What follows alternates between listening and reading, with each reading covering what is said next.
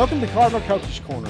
Our guest this week is Greg Heiar, the second-year head men's basketball coach here at the college, and didn't do much in his first season. Just went 34-3 and won a national championship. So pretty proud of that, and we'll get into that in a minute. The Cardinals are scheduled to open the season on Saturday, November the 1st, here at Cardinal Gym at 6 p.m. against Weatherford. And oh, by the way, folks, we'll be raising a national championship banner that night. So we ask you to go to the Cardinal football game at 1 o'clock over at Bruce Field. Then make your way over to the gym. We're going to have tailgating going on. We're making an event of it, and it'll be a fun night.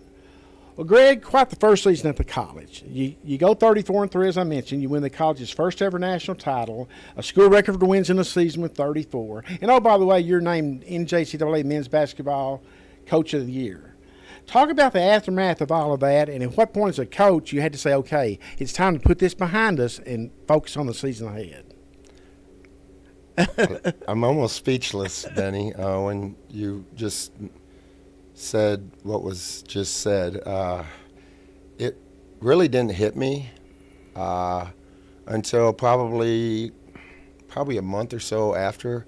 I was like, wow, we really just won a national championship. And I was just really, it takes an army of people to win a national championship. And it starts at the top with our president, and then, with our administration, and then my assistants. But really my main assistant is my wife, and her support throughout the whole thing. And she's a basketball wife, and my daughter. But then just my assistants. You're only as good as the people you have around you every day. And I got wonderful assistant coaches that did a tremendous job with the team every single day with their scouting reports and their details.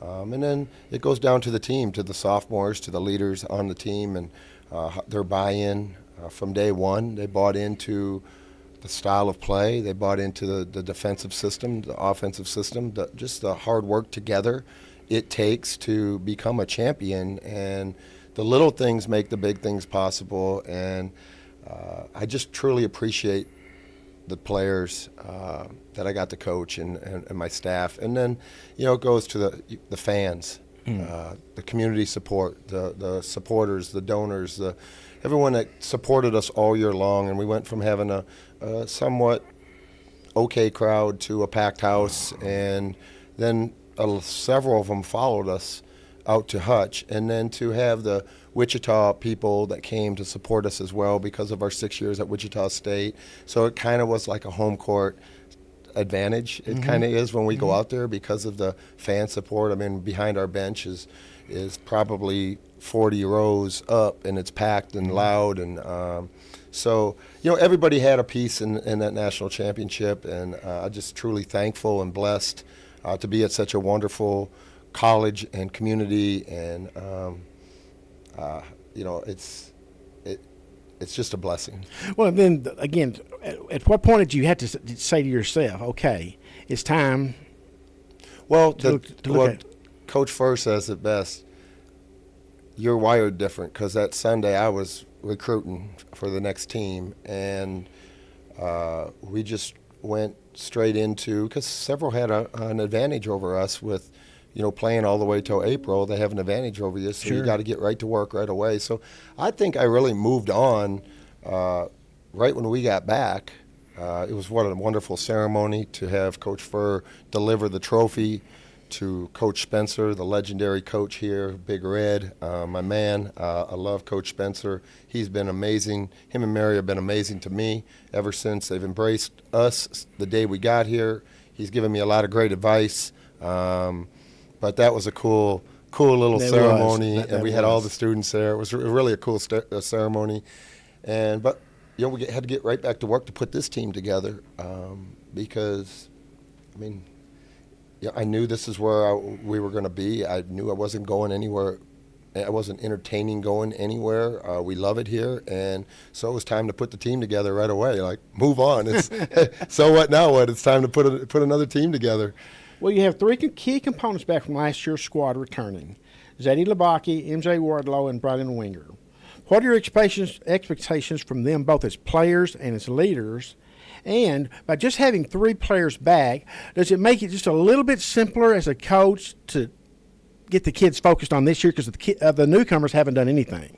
Exactly. Their leadership has been tremendous. They know what the standard is, both on and off the court, in the classroom, in the community, with community service, you know, going to different churches on Sundays. They just know what the standard is. They know what the discipline it takes to be a champion, and they understand that if you don't do the right things and you're not where you're supposed to be when you're supposed to be, there's going to be a punishment. And nobody's bigger than the team. They're three selfless guys. They're three academic All-Americans. Mm-hmm.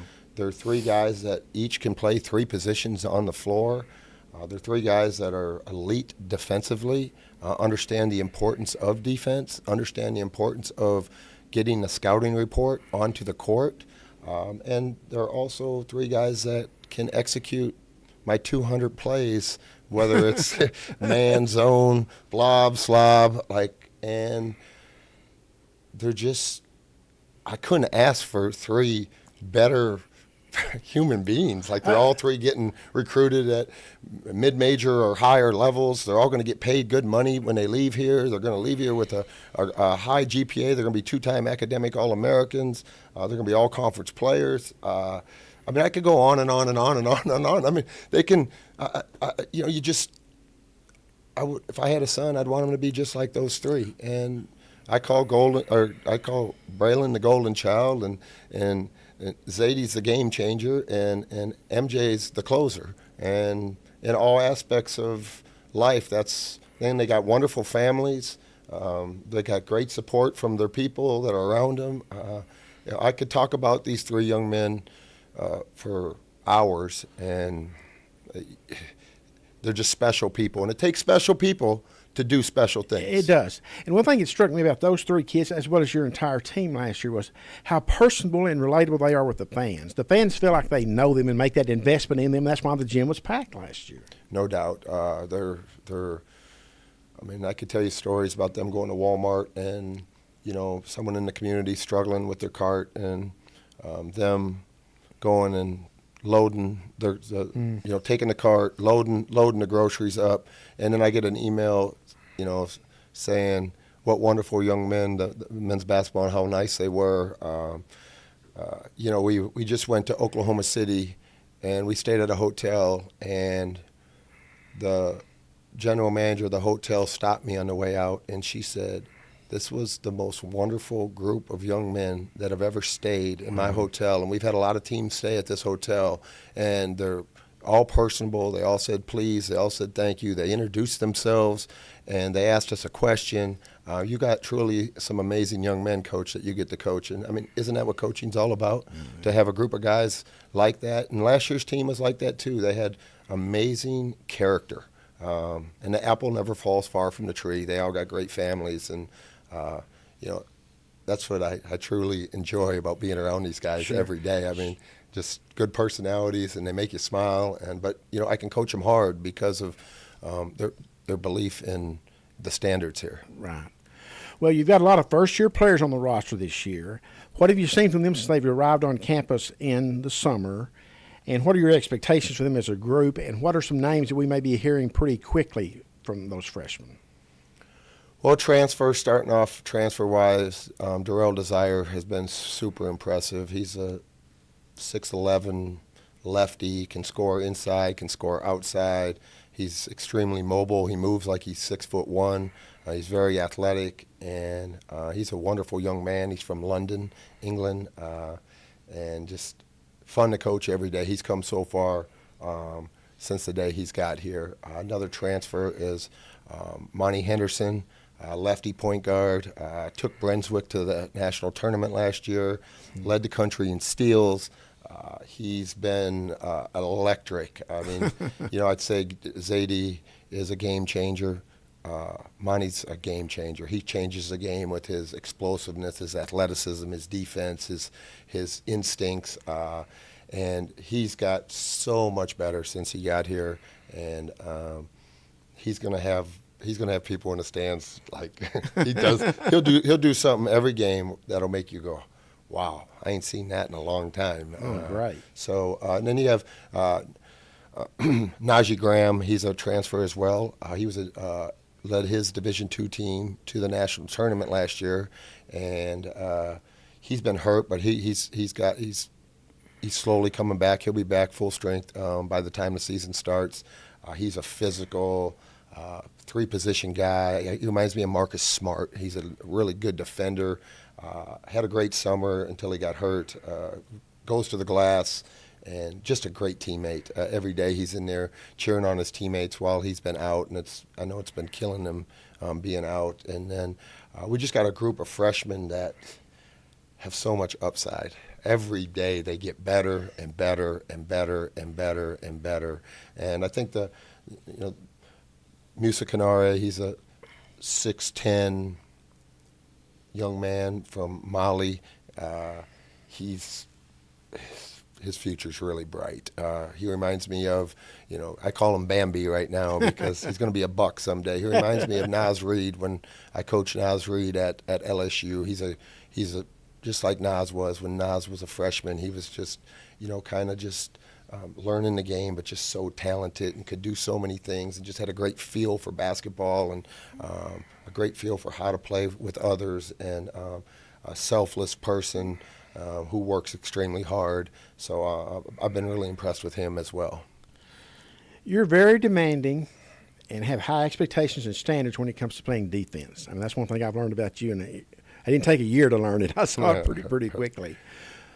In this day, a video game like that, these kids are on video games playing NBA Live, NBA Live. There NBA, you go. Whatever. You can tell I'm not very big into it.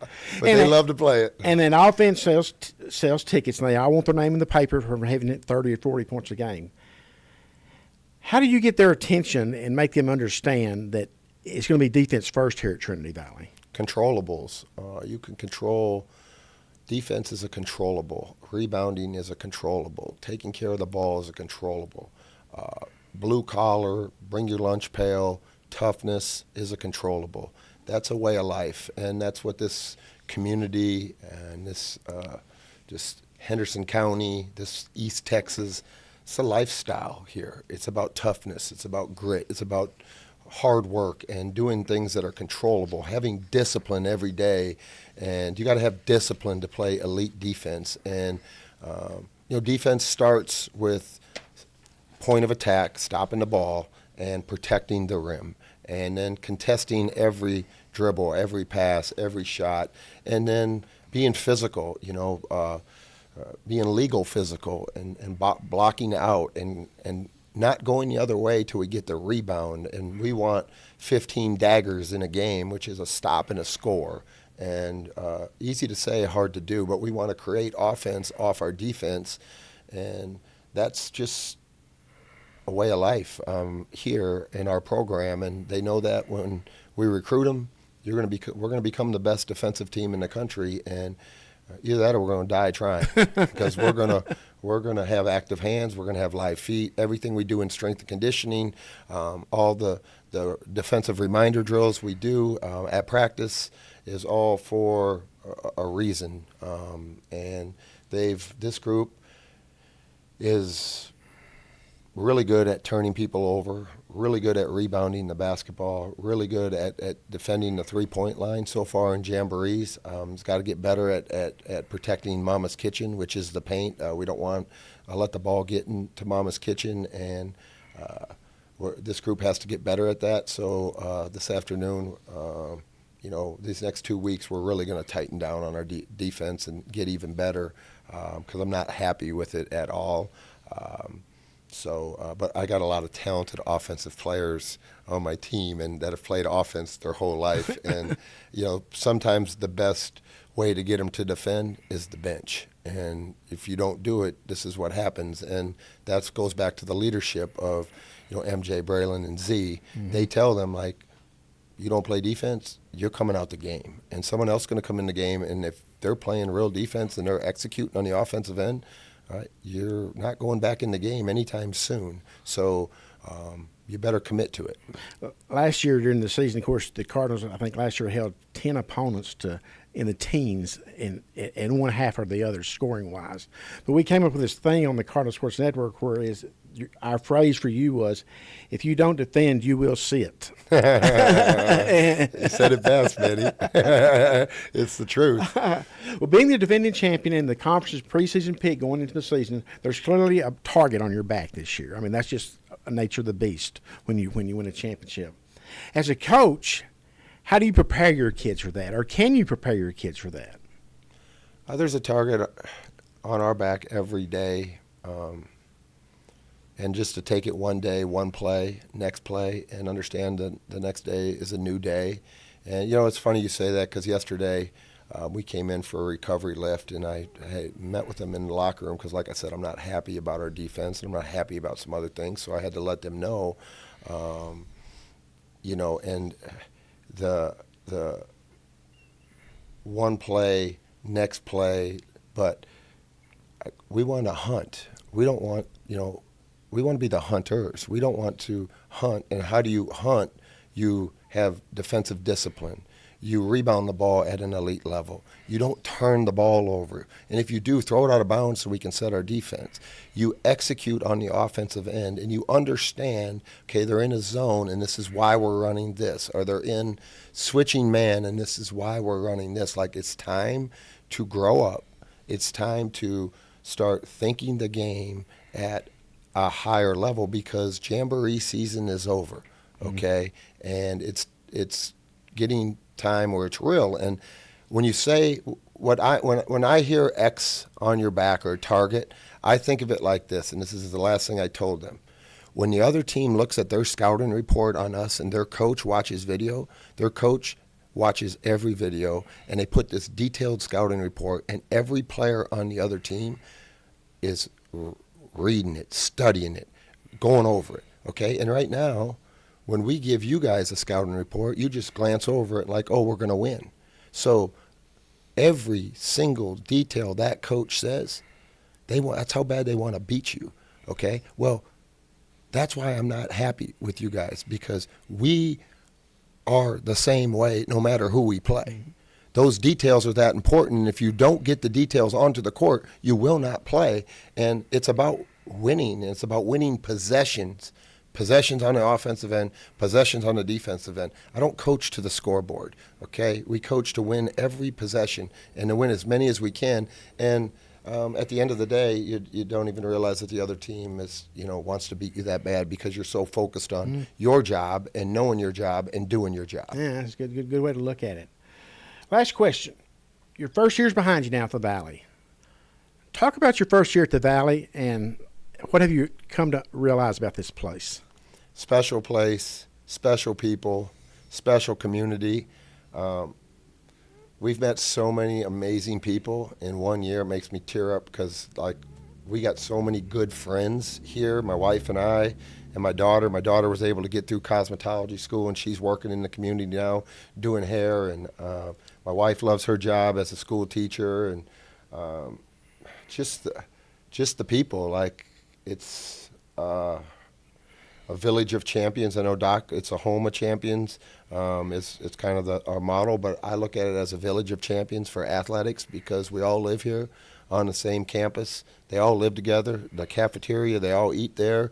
You got the Success Center where they all go study, and every team is a top 10 team in the country. And it's like the Olympic Village. They all stay on the Olympic Village when they go to the Olympics, and you come here, you're on this village, and it's an amazing village, and every coach is really good at what they do, and they're great people, and we all get along. We're a team, and we're a family. Every program supports every other program.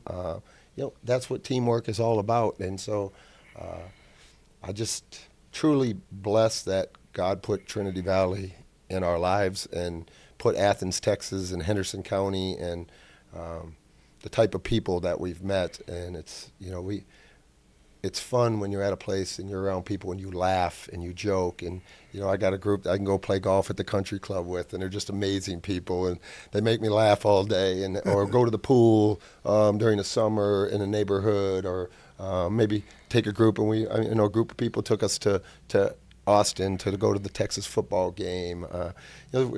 We get invited to a lot of things, and a lot of dinners that we get to go to, and That's in 1 year, Benny. That's in 1 year. And I don't think I've ever been at a place in 1 year where we feel the way we feel about this place. So, and it's because of the people. It's because of the people. And we love our neighborhood, too, that we live in. We live out there in Oakwood, and it's a hidden gem. And there's our neighbors are just the people. Again, the people. It's truly been a blessing for us. Well, Greg, thanks for stopping by this week. We're going to be talking a lot, I know, in the upcoming season, and of course we'll have all the Cardinal home games on the Cardinal Sports Network. The Cardinals will be scrimmaging at home this Saturday at 2 and 4. Yep. So come out to Cardinal Gym, get your first look at the Cardinals, and then on Saturday, September the 1st at 6 p.m. they'll be playing Weatherford in the season opener. We'll be raising the banner. Want you all out there for that for sure, and we'll have it for you on the Cardinal Sports Network. But we try to do a good job on the Cardinal Sports Network, but it's more fun to be in the gym and be a part of the activities. Folks, thanks for looking in this week, and we'll be back next week on Cardinal Coaches Corner. And let's give it up for Benny, the Hall of Famer, too.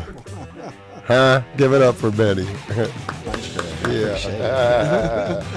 That was not scripted, folks. Thank you for joining in this week.